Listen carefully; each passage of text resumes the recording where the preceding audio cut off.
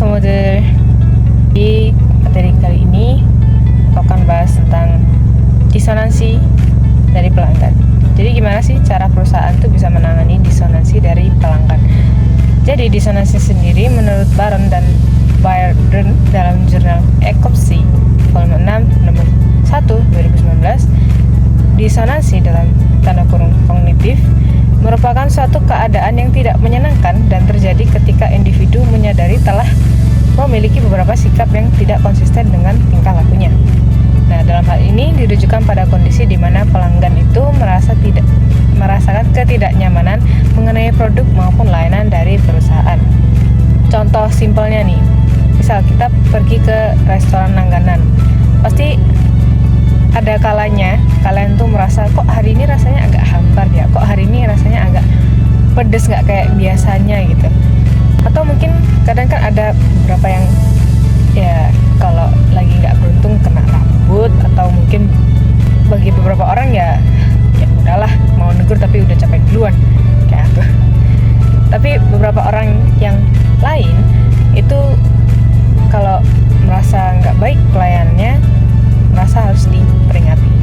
Nah, disinilah pihak perusahaan tuh harus mau menerima kritik dan saran dari pelanggan agar kesalahan tersebut gak dirasakan oleh pelanggan yang lain. Berikut beberapa step yang harus perusahaan lakukan agar tidak kehilangan pelanggannya. Yang pertama, jelas perusahaan harus evaluasi.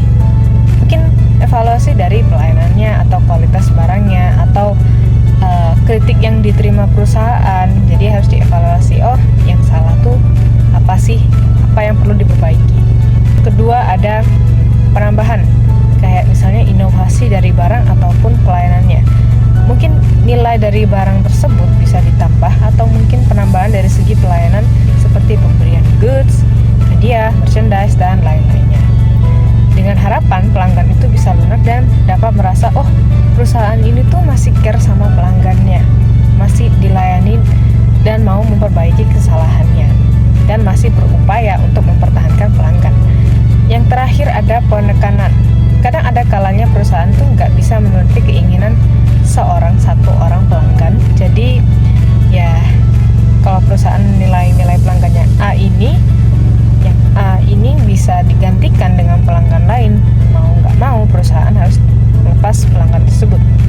Di sini kita jadi tahu kalau jadi pengusaha itu nggak segampang yang kita bayangkan. Biasanya sih moto paling umum yang dimiliki perusahaan tuh kepuasan pelanggan adalah prioritas kami. Aku sebagai pelanggan pun juga berusaha untuk mengerti posisi keadaan perusahaan yang kadang tuh serba salah, dan aku menghargai itu. Namun ya jelas setiap orang nggak